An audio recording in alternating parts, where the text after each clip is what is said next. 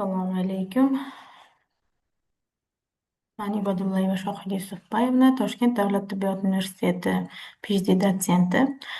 Bugungi mavzuimiz talabalar uchun mo'ljallangan bolalarda konstitutsiya anomaliyalari, ya'ni diatezlar haqida.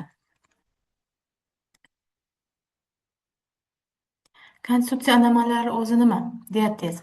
Bu organizmning tug'ma xususiyati bo'lib, odatda tashqi o'zgarishga javob reaksiyasi, tashqi muhitga javob reaksiyasi hisoblanadi va turli patologik jarayonlar bilan rivojlanishi bilan namoyon bo'ladi. Bu holatni konstitutsiya anomaliyasi deb nomlanishiga sabab, chunki organizm gemostazning biror bir komponentida siljish anomaliyasining borligi hisoblanadi.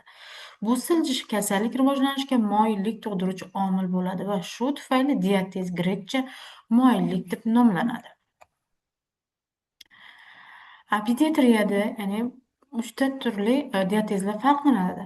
Eksudativ kataral diatez, limfa giperplastik diatez hamda nerv artritik diatezlar.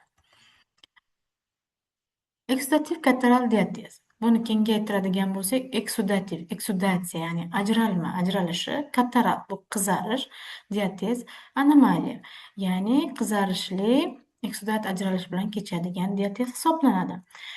Bunda biologik faol moddalar ta'sirida organizmda yallig'lanishni eksudatsiya komponenti va teri shilliq qavatlarida hamda nafas yo'llarini oson zararlanishi bilan kechadi. Ekgidning dinamikasida bolaning yoshiga qarab o'zgarib turadi. 1 yoshgacha bo'lgan bolalarda 25-54%, 2 yoshgacha esa 15-25%gacha, katta yoshdagi bolalarda kamroq uchraydi, ya'ni 10%gacha uchraydi. Eksudativ kataral diatez o'zi kelib chiqishi bo'yicha ikkita variant, ya'ni ikkita turi bor. Immun variant, noimmun variant. Immun variantda o'zi ham chin genetik hamda tranzitor orttirilganga, noimmun varianti liberator hamda gistaminaz shakllariga bo'linadi. Bunga kengroq to'xtaladigan bo'lsak, chin genetik, ya'ni bu ota-onadan allergik kasalliklari bor ota-onadan tug'ilgan bolalarda moyillik bo'lib o'tishi, tranzitor orttirilgan, ya'ni onani homiladorligida qonida immunoglobulin E miqdorini ortib ketishi bilan bolaga bu immunoglobulin E miqdori ortib ketadi qonida va tug'ilgandan keyin tashqi muhitga moslashishi, moyilligi javob reaksiyasi hisoblanadi. Noimmun varianti bu liberator, ya'ni oshqozon ichak traktini yaxshi rivojlanmasligi, tug oxirigacha shakllanmaganligi natijasida, ya'ni har xil allergenlarni qonga o'tib ketishi ichak devori orqali gistaminaz shaklida organizmda o'zi gistaminaz, ya'ni gistaminni parchalovchi gistaminaza fermentini tug'ma yetishmovchiligi natijasida kelib chiqadigan diatez hisoblanadi. Eksudativ kataral diatez, ya'ni ko'proq aytdik, bunda teridagi ko'rinishlar bilan va ichki shilliq qavatlaridagi, nafas yo'llaridagi o'zgarishlar bilan namoyon bo'ladi. Ekgida teridagi ko'rinishlar: bichilishlar, sebariya, sut trupi, ivuch ekzema, strafulus, krapivnits, ya'ni qichitki, eshak yema deyiladi xalq tilida, shular bilan namoyon bo'ladi. Bichilishlar, biz bilamiz, yangi tug'ilgan chaqaloqlarda bichilishlar juda ko'p bo'lib turadi. Ya'ni bu tabiiy burmalarda, quloq orqasi, chov sohalari, qo'ltiq ostlarida, bo'yinlarda bu bichilishlar bo'ladi. Bu ham mustaqil genetik parvarish olib borishga qaramasdan bichilish bo'laveradi. Sebariya, ya'ni genez, ya'ni bu sochli qismlarda qazg'oqning bo'lishi, ya'ni o'sha qoshda, boshda, bosh terilarida qazg'oqlar, ya'ni teridan ko'tarilib turgan sariq, qattiq qazg'oqlarni bo'lishi. Bu ham eksudativ kataral diatezda teridagi ko'rinishi. Lunjlarda qichish bilan boradigan giperemiya hamda po'st tashlash lunjni.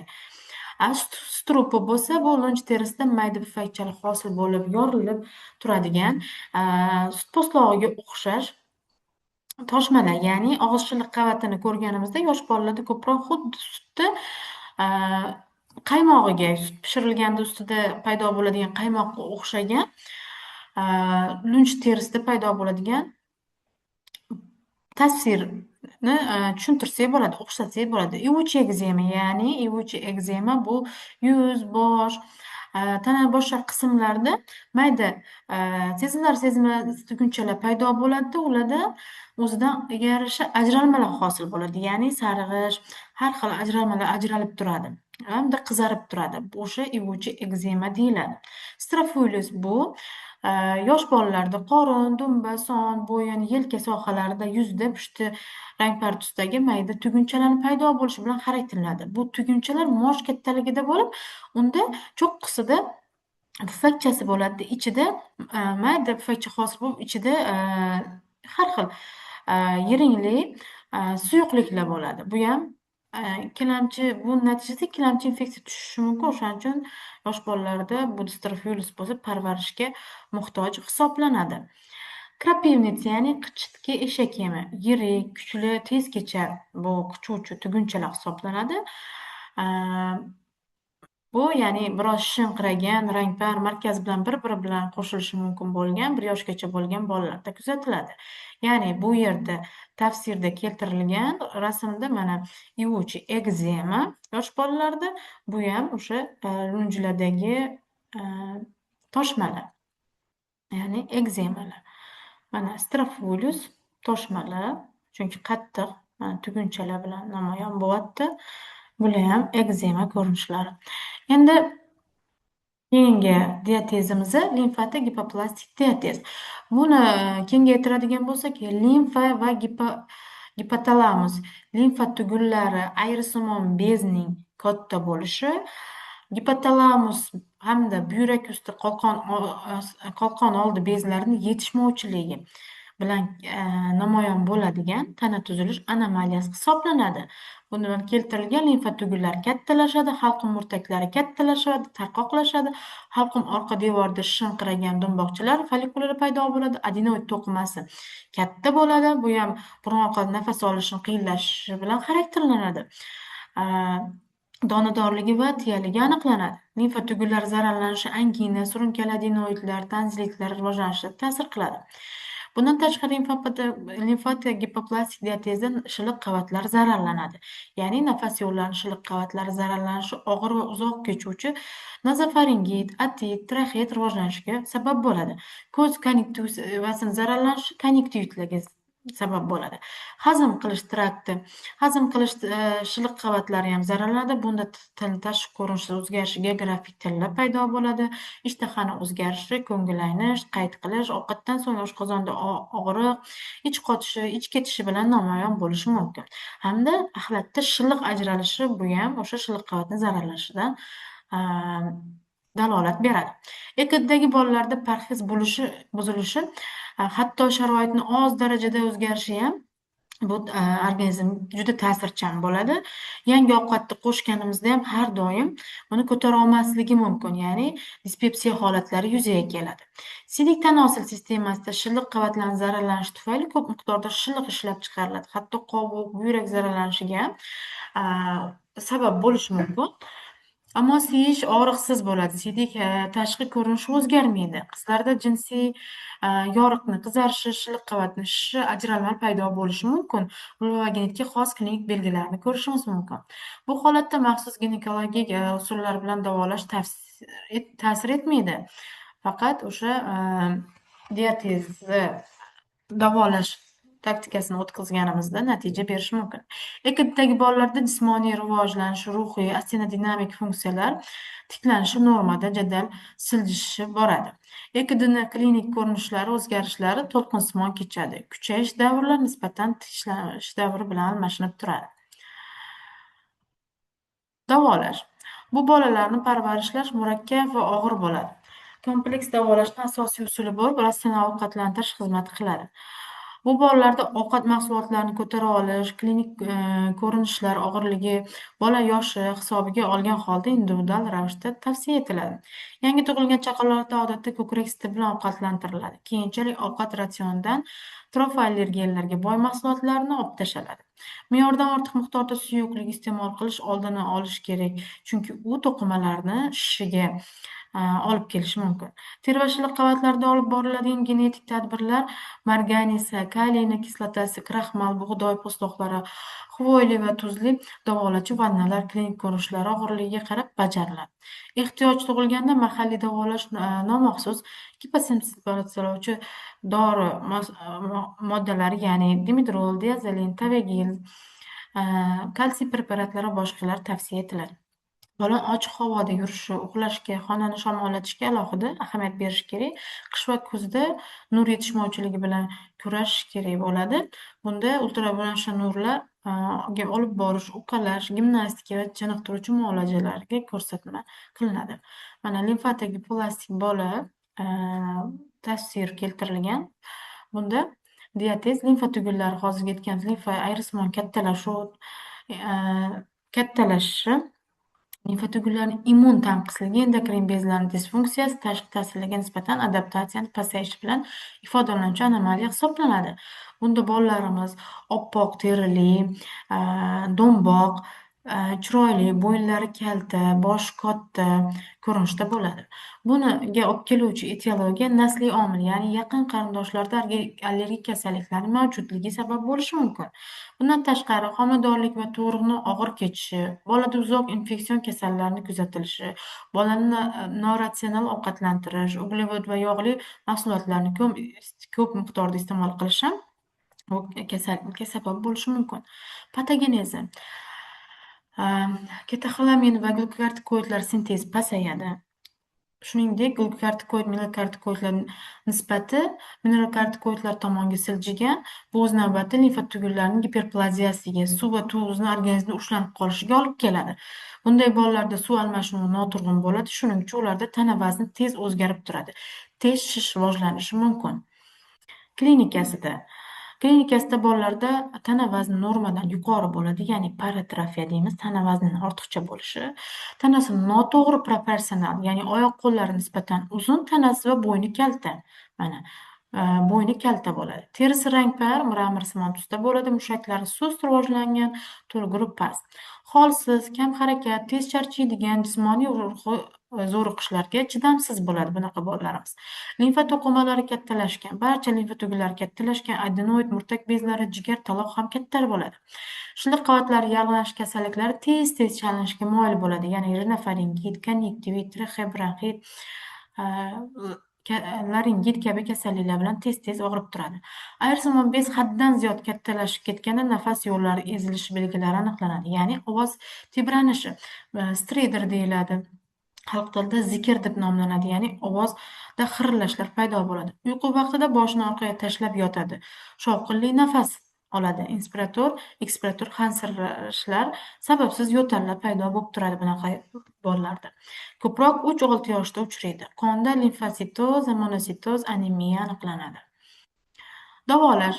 Bunaqa bolalarimizni to'g'ri ovqatlanish tartibi, ko'p ovqatlantirib yubormaslik, yog' va uglevodlarni cheklab turish tavsiya etiladi. Avaylovchi tartib, bolani chiniqtirish, medikamentoz davodan, ya'ni organizmni sezuvchanlikni pasaytiruvchi kalsiy preparatlari, adaptogenlar, ya'ni glitseram, dibazol, pantokalsin, vitamin B6, B5 va B12, A, E, aloy, ultrakok, jenshin kabi va boshqa preparatlar tavsiya etiladi.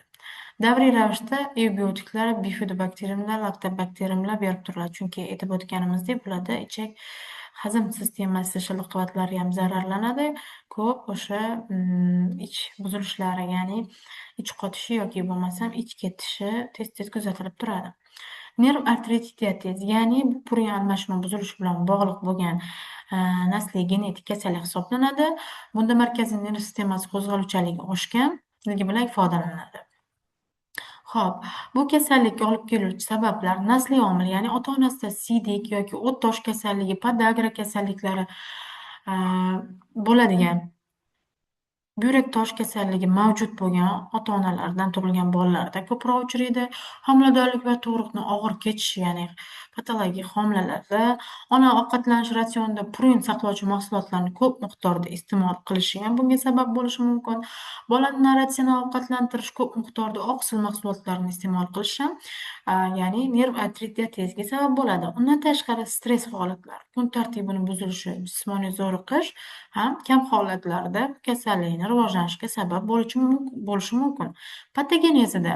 Xo'p, bunda patogenez tartib buzilishi natijasida ko'p miqdorda oqsil mahsulotlari iste'mol qilish, asabiylashish, jismoniy zo'riqish siydik kislotani qondagi miqdorini orttirib yuboradi, ya'ni oshib ketadi. Yog' va uglevod almashinuvi buziladi va ketoatsidozga moyillik oshadi. Sidik kislota markaziy nerv sistemasini qitiqlaydi va bolada qo'zg'aluvchanlikni chaqiradi. Shuning natijasida bolalar qo'zg'aluvchan, injiq bo'lib qoladi. Klinikasi: erta yoshdagi bolalarda qo'zg'aluvchanlik oshgan, bola ta'sirchan, uyqusi notinch, bezovta, ishtahasi past, tana vazni noturg'un, ichki kelishi noturg'un bo'ladi. Aqliy va ruhiy jihatdan tez rivojlanadi, tez gapiradi, nutqravon bo'ladi, aqlli bo'ladi, tez o'zlashtirib oladi. Chivin chaqishga ham baqirib, yig'lab javob qaytaradi, chunki bular juda qo'zg'aluvchan holatda bo'ladi. Katta yoshdagi bolalarda emotsional noturg'un, anoreksiyaga moyillik, qayt qilish, giperkinezlar, enurez, tana harorati sababsiz ko'tarilishi, bosh og'rig'i, kardialgiya, buyrak ichak kolikalari, spazmlar ko'p kuzatiladi. Bo'g'imlarda og'riqlar yuzaga keladi. Dizurik o'zgarishlar, siydik bilan tuz ajralishi, terida ishak kemi, qariq toshmalar paydo bo'lishi bilan namoyon bo'ladi. Yana bitta belgisi asetonamik kusish. Ya'ni asetonamik kusish rivojlanishiga olib keluvchi sabablar bu emotsional va jismoniy zo'riqqanda asetonamik kusish rivojlanishi mumkin. Go'sht va yog' mahsulotlarini haddan ziyod ko'p miqdorda iste'mol qilganda, o'tkir kasalliklarda, yuqorida sanab o'tilgan holatlarda bolalar ketoatsidoz rivojlanishiga olib keladi. Bunda klinik belgilar ishtahani yo'qolishi, og'izdan aseton hidi kelishi, to'xtovsiz qayt qilish, qorinda xurujsimon og'riq bo'lishi, eksekoz, to'satdan ma'lum bir o'zgarishlardan keyin qo'zg'aluvchan bosh og'rig'i, ko'nglanishi yuzaga kelishi mumkin. Kriz bir necha soatdan bir necha kungacha davom etishi mumkin. Mana nerv arteritida tezli bolalarning ko'rinishi, bu asetonamik anaqa astenik tana tuzilishiga ega bo'ladi. Jismoniy rivojlanishdan orqada qolgan bo'ladi. Qo'l-oyoqlarda, mana barmoqlarda bukilishlar yuzaga keladi. Tasvirda ko'rib turibmiz. Bularni davolashda ham ayovchi tartib, ya'ni jismoniy ruhiy zo'riqishdan asraymiz, chunki bu narsa qonda purin almashinuvini, ya'ni sidik kislota miqdorini ortib ketishiga sabab bo'ladi. Parhezda ham hozirgi aytib o'tganimizdagi go'sht mahsulotlarini, pomidor, shokolad, kakao, kofe, dukkaklilarni cheklaymizda, ko'proq meva sabzavotlar, grechka, perlovka, ya'ni dukkakli mahsulotlarni tavsiya qilamiz. Ishtaha pasayganda ishtahani ochuvchi preparatlar tavsiya qilinadi.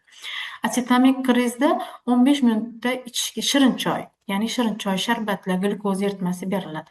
Asidozni bartaraf etish maqsadida vena ichiga 5-10% glyukoza, natriy xlorid, izotonik eritmalar, natriy gidrokarbonat, kakarboksilaza, askorbin kislotalar yuboriladi. Tinchlantirish maqsadida sedativ preparatlar valerianka, pustirnik, gipoprotektorlar tavsiya etiladi. Sidik kislotasi hosil bo'lishini pasaytirish vositalar tavsiya etiladi. E'tiboringiz uchun rahmat. Sog' bo'linglar, salomat bo'linglar.